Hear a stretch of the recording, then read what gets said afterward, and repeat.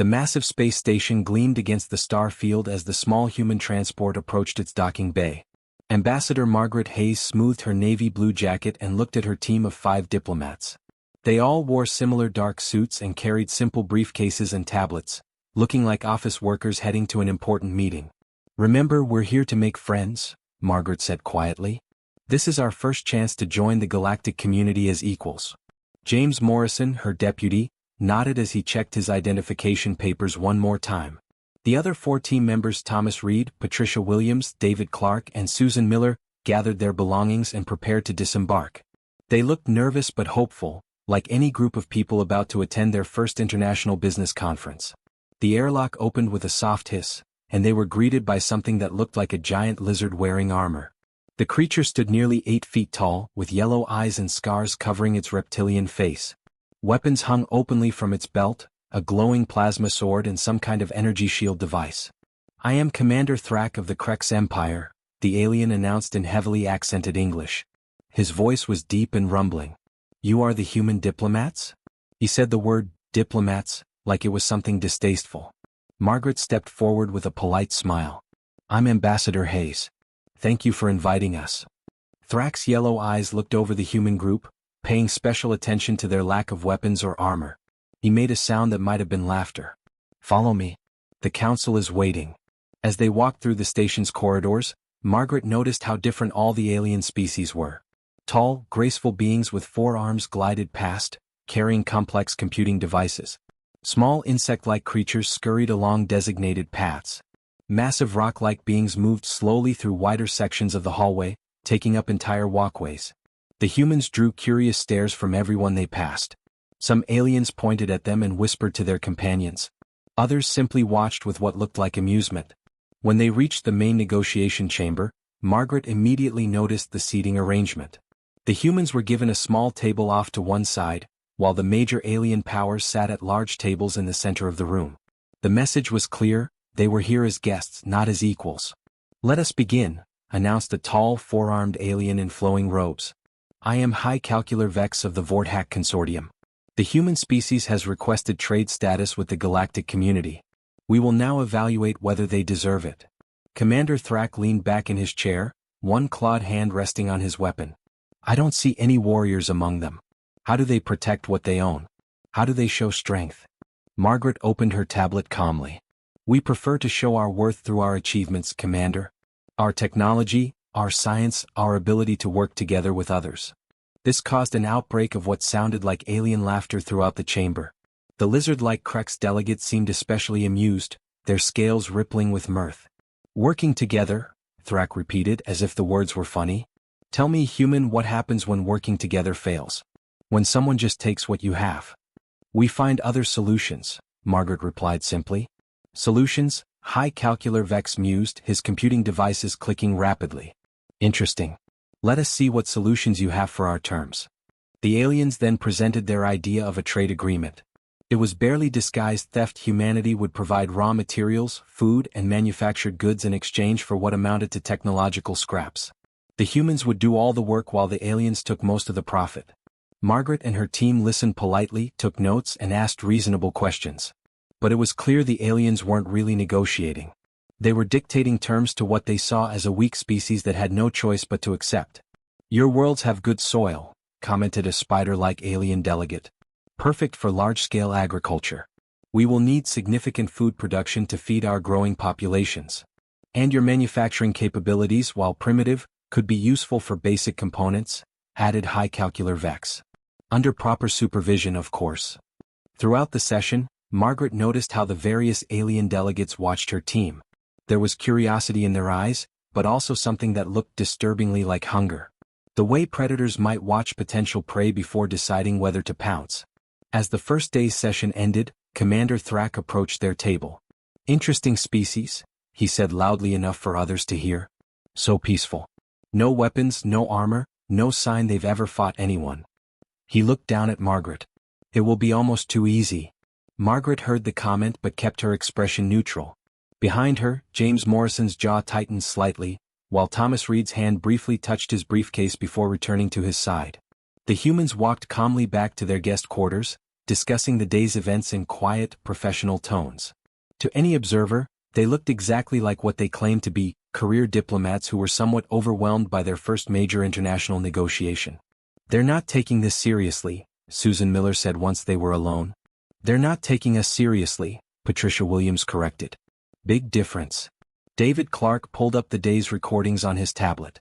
"Did you see their body language when they talked about our resources? They're not planning to honor any agreement they make."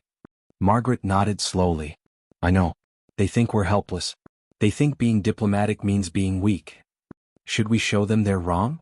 James asked quietly. "Not yet," Margaret replied. "Let's see how far they're willing to push this. Sometimes the best negotiations happen when the other side thinks they've already won." As the station's night cycle began, the human delegation settled in to review reports and prepare for the next day. To anyone watching, they appeared to be exactly what they claimed: diplomatic civil servants getting ready for another challenging day of talks. The second day began with what the aliens clearly thought was generosity. High Calcular Vex spread new documents across the holographic display, his 4 arms working multiple computing devices at once. "We have reconsidered your position," he announced with what might have been pride. "Given your species' limited abilities, we offer these improved terms." Margaret Hayes read through the new proposal while her team maintained their professional appearance. The updated terms were slightly better than yesterday's complete theft, but now included something called protection services that would put human colonies under alien military control. "This is quite generous," Commander Thrak added, showing his sharp teeth in what passed for a smile. "You provide materials and workers, we provide security and guidance. Your species benefits from our strength." "I appreciate the thought," Margaret said carefully, "but these terms still seem rather unfair. For example, the resource quotas would drain our farming worlds beyond what they can sustain." A small insect-like alien chittered with clear amusement.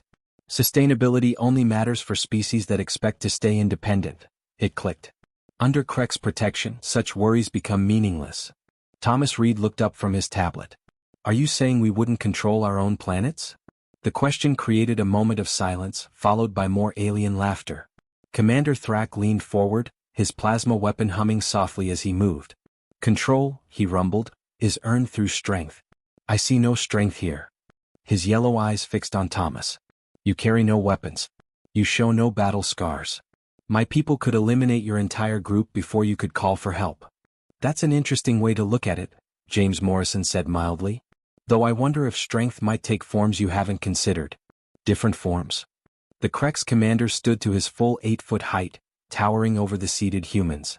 "There is only one form of strength that matters in this galaxy: the willingness and ability to destroy your enemies." He drew his plasma blade in one smooth motion, its energy field crackling to life. Around the chamber, other alien delegates watched with obvious interest. Some stepped back nervously, but others leaned forward, expecting entertainment. "This," Thrak said, holding the weapon high, "is strength. This is what gives the right to make demands." He looked down at the humans, none of whom had moved. "Where are your weapons, diplomats?" Margaret set down her tablet and met his gaze calmly. "We didn't bring any." "Of course not," Thrak laughed. "Because you are prey animals. You come to these negotiations not as equals, but as beggars hoping for mercy." Patricia Williams spoke up. "Is that what you think this is? Us begging for mercy? What else could it be?" High Calcular Vex interrupted. "Your species has no military presence in this sector. Your technology is primitive. Your delegates carry themselves like office workers, not like beings used to violence." David Clark nodded thoughtfully. "You've studied human society, then?" "Enough," the 4-armed alien replied. "A species that has spent centuries talking instead of fighting. That builds laws instead of weapons. That sends administrators to warrior meetings." His computing devices clicked rapidly. "The mathematics are simple: weakness plus resources equals opportunity." Susan Miller looked around the chamber at the various alien groups. "And all of you feel this way? That might makes right." A delegate from a crystalline species pulsed with colored light. The chamber's translator turned it into words. "The strong take what they can. The weak suffer what they must. This is natural law." Margaret nodded slowly. "I see. And there's no room in your natural law for different approaches." Commander Thrak turned off his plasma blade but kept it in hand. "There are no alternatives. There are hunters and prey, predators and livestock, those who take and those who are taken from. He gestured toward the human delegation. Which do you think you are? We prefer cooperation to conflict, Margaret replied. We believe in finding solutions that help everyone. The alien laughter that followed was louder and more mocking than before. Several species joined in, creating a mix of clicks, growls, and harmonic sounds that clearly expressed their amusement at human foolishness. Cooperation, Thrak repeated, enjoying the word. Tell me, Ambassador Hayes, what happens when your cooperation meets aggression? When your desire for mutual benefit encounters species that take what they want by force? We adapt, Margaret said simply. You adapt? High Calcular Vex mused. Yes, prey species often adapt. They learn to run faster, hide better, submit more quickly. Is this the adaptation you speak of? The negotiations continued for several more hours, but the tone had completely changed. The aliens no longer bothered with even pretending to offer fair deals. They spoke openly of human worlds as future resources to be exploited, human populations as workforces to be managed, human technology as curious toys to be examined and discarded. Through it all, the human delegation maintained their calm professionalism. They took notes, asked questions for clarification, and requested time to consider various proposals. To the aliens, they appeared exactly as expected, frightened office workers slowly realizing they were completely out of their depth. As the day's session ended, Commander Thrak approached the human table directly. Tomorrow we present our final terms, he announced. I suggest you prepare to accept them. Refusal would be unwise. We'll certainly consider everything carefully, Margaret replied, gathering her papers. Yes, Thrak smiled, showing rows of sharp teeth. Consider very carefully what happens to prey that refuses to submit to predators. As the humans filed out, alien delegates exchanged satisfied looks. The negotiations were going exactly as planned. By tomorrow, humanity would join the ranks of conquered species, grateful for whatever scraps their betters chose to provide. Security cameras recorded everything, showing 5 human bureaucrats walking calmly through the corridors, apparently discussing scheduling for the next day's session. What the cameras couldn't capture was the subtle change in how the humans moved once they were alone, or the fact that their innocent tablets were quietly sending encrypted reports to places the aliens had never bothered to investigate. The third day began with what looked like a military parade. Commander Thrak had brought additional Krex warriors, their plasma weapons displayed prominently on their belts. High Calcular Vex arrived with a full team of tactical analysts, their multiple arms working calculation devices that projected various conquest scenarios above their table. Even alien species that had stayed neutral during the previous days now openly sided with the major powers, drawn by promises of sharing humanity's wealth. We present our final offer, Commander Thrak announced, his voice carrying the tone of someone making an ultimatum rather than a proposal. A massive holographic display appeared above the central table, showing human space carved up like a pie, resource extraction zones here, labor management sectors there, military bases scattered throughout. Margaret Hayes studied the display while her team kept their attentive poses. The proposal was worse than she had feared, complete takeover disguised as protective management. These terms, she said carefully, would basically eliminate human independence entirely. Correct, High Calcular Vex replied without hesitation. Your species has shown neither the strength to stay independent nor the value to justify equal partnership. Absorption into the greater galactic community under our guidance is the logical conclusion. James Morrison looked up from his notes. And if we say no? The chamber fell completely silent. Commander Thrak's scarred face shifted into what was unmistakably a predator's grin. Say no. He gestured to his assembled warriors. You misunderstand what this gathering is, human. This was never a negotiation between equals. This was your chance to surrender gracefully. I see, Margaret said quietly. And if we choose not to surrender? A spider-like alien delegate chittered its response. Then you join the countless species that thought themselves too proud to accept reality. Their worlds make excellent mining operations now. Thomas Reed set down his tablet. How many species have you absorbed this way?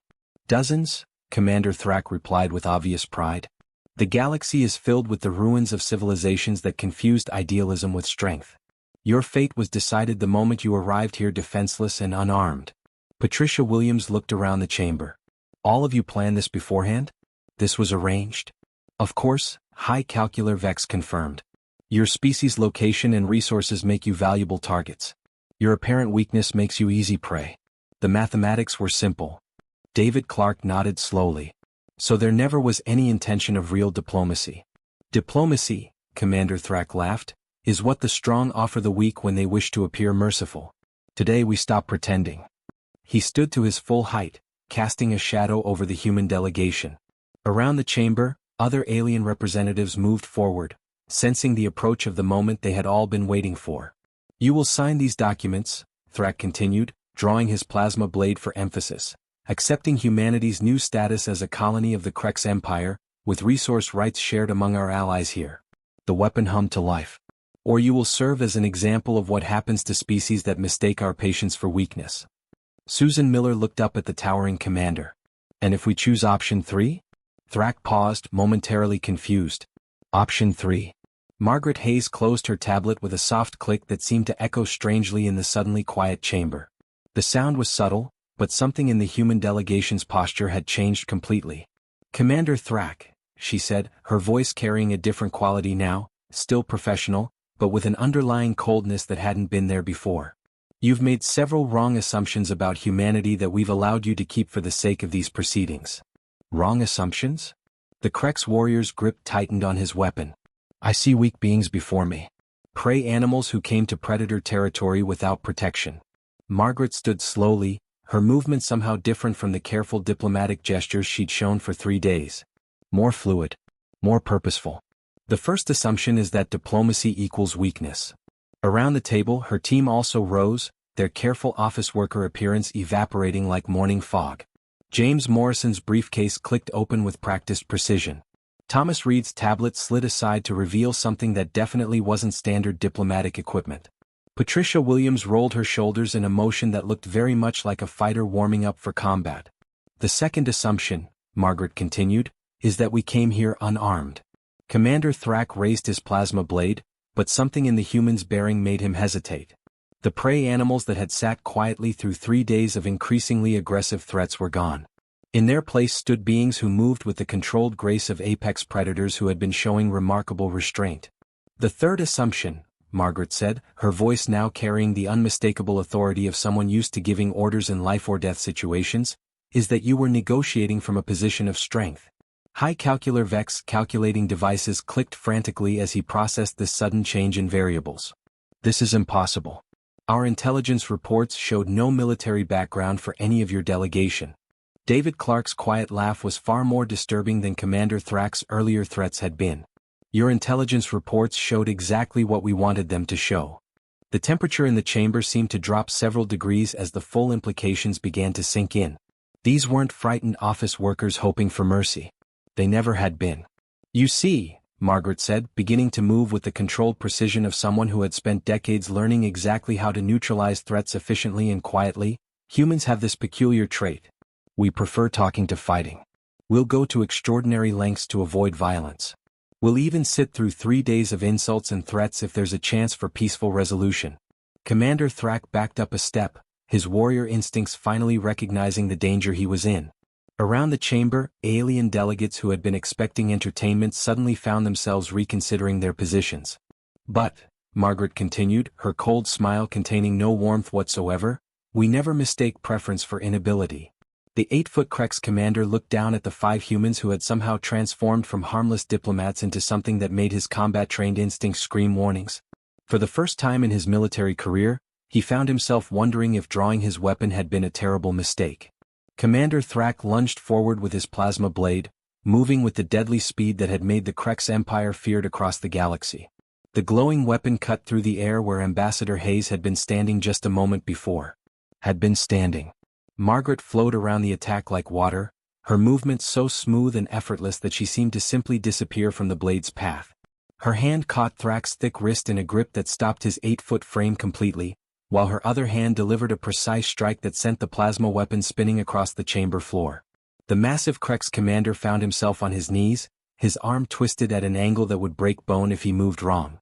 The entire fight had lasted less than 3 seconds. As I was saying, Margaret continued in a conversational tone, holding the alien warrior with no visible effort, we prefer diplomacy. Around the chamber, chaos erupted as the other human delegates showed exactly why they had been chosen for this mission. James Morrison's briefcase had transformed into something that belonged on a battlefield rather than in an office. Parts clicked together with mechanical precision, building into a weapon that made the aliens' plasma blades look like toys. Thomas Reed moved like lightning, disarming 2 four-armed guards before they could fully draw their energy weapons. His diplomatic tablet had changed into a tactical computer that was painting target information throughout the chamber. Patricia Williams jumped over the conference table in a move that would have impressed a professional athlete, landing behind 3 spider-like representatives who discovered too late that their hard shells provided no protection against someone who knew exactly where to apply pressure. David Clark and Susan Miller moved together with perfect coordination, their years of working as a team obvious in how they secured opposite sides of the chamber without saying a word. What had looked like conservative business clothes proved to be advanced protective fabric that turned aside several desperate energy blasts. In 30 seconds, the chamber was completely under control. The various alien delegates found themselves disarmed and guarded by beings they had dismissed as harmless office workers. The humans hadn't killed anyone, didn't even seem particularly tired, but their demonstration of deadly skill was absolutely clear. "Now then," Margaret said, releasing Commander Thrak and stepping back, "shall we discuss some better terms?" High Calcular Vex's multiple arms shook as his computing devices ran probability calculations at maximum speed. "This is impossible. Our intelligence showed no military records, no combat training, no weapons expertise." Susan Miller straightened her suit jacket with the casual air of someone fixing their appearance after a minor inconvenience. "Your intelligence showed exactly what we wanted it to show. Did you really think we'd send actual diplomats to a meeting we suspected might turn violent?" "Suspected?" clicked one of the spider-like aliens. "You knew." Thomas Reed brought up displays on his change tablet. "We've been monitoring galactic communications for years. The resource surveys of human space. The tactical assessments. The planning sessions for this so-called negotiation." He looked around the chamber. "You weren't exactly subtle about it. Then why come at all?" Commander Thrak demanded, still kneeling but now from shock rather than physical force. Margaret walked to the central holographic display, where humanity's planned destruction was still projected in clinical detail. "Because we hoped we were wrong. Because we prefer talking to fighting. Because even when we expect the worst from people, we give them the chance to prove us mistaken." She gestured to the display. "You proved us right instead." James Morrison checked his weapon status readings while keeping one eye on the subdued aliens. "The 5 of us aren't diplomats, by the way. We're what humans send when we expect trouble but still want to avoid it if possible." "What are you?" High Calcular Vex asked, his calculation devices still running frantically. "Special Operations," Patricia Williams replied calmly. "Each of us has about 20 years of experience in situations where talking stops working and action becomes necessary." David Clark activated his communication system. "Control, this is Diplomatic Team Alpha. Negotiations have ended unsuccessfully. Recommend moving to Phase 2 protocols." A voice crackled back through the speakers, audible to everyone in the chamber. "Copy that, Alpha Team. Fleet Command reports all units in position. Awaiting your signal." The meaning hit the alien delegates like a physical blow. Commander Thrak's eyes went wide. "Fleet? What fleet?" Margaret smiled, and this time there was genuine warmth in it, the satisfaction of a well-executed plan. "Did you think we came alone? To a meeting where we expected to be threatened with military action?" Thomas Reed's tactical display updated, showing ship positions throughout the sector. Human vessels had appeared on sensors near major trade routes, military bases and resource facilities belonging to every species that had participated in today's attempted conquest. 47 ships, he announced cheerfully. "Nothing too dramatic, just enough to remind everyone that humans have been building more than farming equipment and civilian stations these past few years." High Calcular Vex calculating devices finally stopped their frantic clicking. The mathematics were simple now, and they painted a very different picture than they had an hour ago. "This was all planned," he said quietly.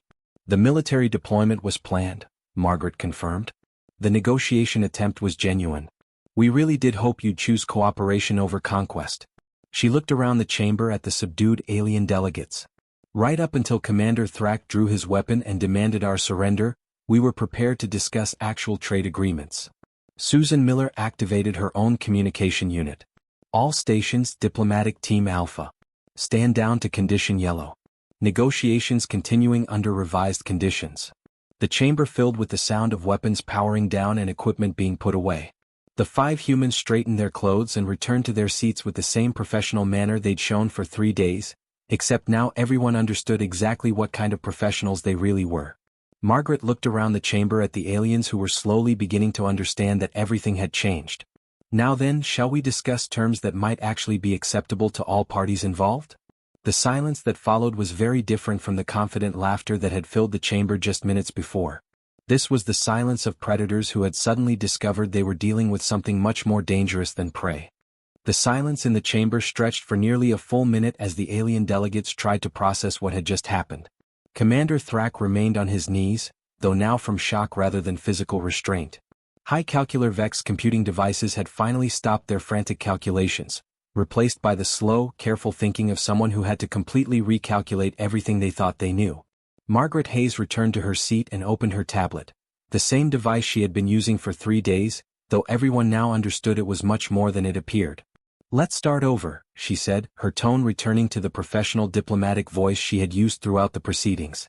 "Humanity is interested in creating mutually beneficial trade relationships with the galactic community. We have resources, technology, and abilities that we're prepared to share with partners who approach us honestly." "Partners?" Commander Thrak repeated slowly, struggling to his feet. "Not subjects." "Definitely not subjects," James Morrison confirmed, his weapon system now folded back into briefcase form but remaining within easy reach. "We tried the colonial approach once in our own history. It didn't work out well for anyone." High calcular Vex's multiple arms moved hesitantly over his computing devices. "Our projections, our entire strategic plan was based on human weakness." "Your projections were based on incomplete information," Patricia Williams replied. "We let you see what peaceful human society looks like, our preferences, our values, our genuine desire to solve conflicts through talking. What we didn't show you was what happens when those preferences are ignored." Thomas Reed activated his tactical display again, but this time the projections showed trade routes, resource flows, and economic opportunities rather than target information. "Here's what we can offer. Advanced farming techniques that could increase food production on poor worlds by 300%. Manufacturing processes that reduce resource waste by 60%. Medical technologies that could extend lifespans for most species by significant amounts." The alien delegates leaned forward despite themselves. After 3 days of discussing how to strip mine human space, they were seeing for the first time what humans might contribute as willing partners rather than conquered slaves. "The condition," David Clark continued, "is that we only share these benefits with species that treat us as equals. Conquest attempts, resource raids, or military threats result in a very different kind of relationship." Susan Miller gestured toward the chamber's main display, where updated fleet positions continued to show human vessels watching their major trade routes and military installations. "For example, every species that participated in today's attempted takeover now has human ships monitoring their key facilities. Nothing threatening, just making sure everyone understands the new situation." A smaller alien delegate, one of the crystalline beings who had remained mostly quiet, pulsed with cautious light patterns. The translator rendered it as, "What guarantee do you offer that human military capabilities won't be used for expansion?" Margaret nodded approvingly. "An excellent question. The answer is simple: we don't want your territories. We have enough uninhabited systems in our own space to support our growth for thousands of years. What we want is trade, knowledge exchange, and the security that comes from everyone prospering together." "But you demonstrated today that you're capable of aggressive action," High Calcular Vex observed. "When threatened, yes," Patricia Williams confirmed. "Humans have a saying, speak softly and carry a big stick. We prefer quiet diplomacy, but we're fully prepared to defend ourselves and our interests when necessary."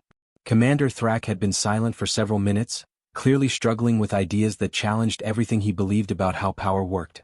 Finally he spoke. "Your warriors, these 5, they could have killed us all." "Easily," Thomas Reed agreed without boasting. "But what would that accomplish? Dead trading partners don't buy your goods or share their knowledge. Violence should be the last option, not the first choice." "This is..." Thrak paused, searching for words. "This is not how power works in the galaxy. The strong take what they want. The weak submit or die." Margaret leaned back in her chair. "That's certainly how power has worked in this region. But look at the results: constant warfare, resource depletion, entire species reduced to slavery or extinction. Is that really a system that can last?" James Morrison pulled up economic projections. "Look at the numbers. The resources spent on military conquest, the knowledge lost when civilizations are destroyed, the inefficiencies of slave labor compared to willing cooperation. Your might makes right approach has kept this entire sector in a state of constant poverty. High calcular Vex devices began clicking again, but slowly and thoughtfully now. The mathematical models, if cooperation could be maintained, the resource optimization would be enormous. It can be maintained, Susan Miller said. But only if everyone benefits. The moment someone tries to cheat the system, it breaks down and you're back to the old way of mutual destruction. The main doors opened and a new figure entered the chamber. It was tall, graceful, and unmistakably one of the ancient species that had founded the Galactic Council long ago. Its presence immediately changed the entire atmosphere, as every alien delegate recognized the authority it represented. I am Counselor Ethan, it announced in perfectly measured tones. I have observed these proceedings with great interest. The human approach offers possibilities we had not previously considered. High calcular Vex calculating devices clicked frantically. Counselor, our agreements with the human delegation are invalid, Ethan interrupted smoothly. As they were based on false information and involved attempted coercion against a species under council protection. Its ancient eyes fixed on each alien delegate in turn. New agreements based on actual diplomatic principles will need to be negotiated. Margaret stood and bowed respectfully toward the counselor. Humanity would welcome the opportunity to engage in genuine diplomatic relations with all interested parties, under council supervision if that would help ensure fairness for everyone involved. It would, Ethan confirmed. And I believe you'll find the council's mediation services quite effective at preventing misunderstandings of the sort we witnessed today.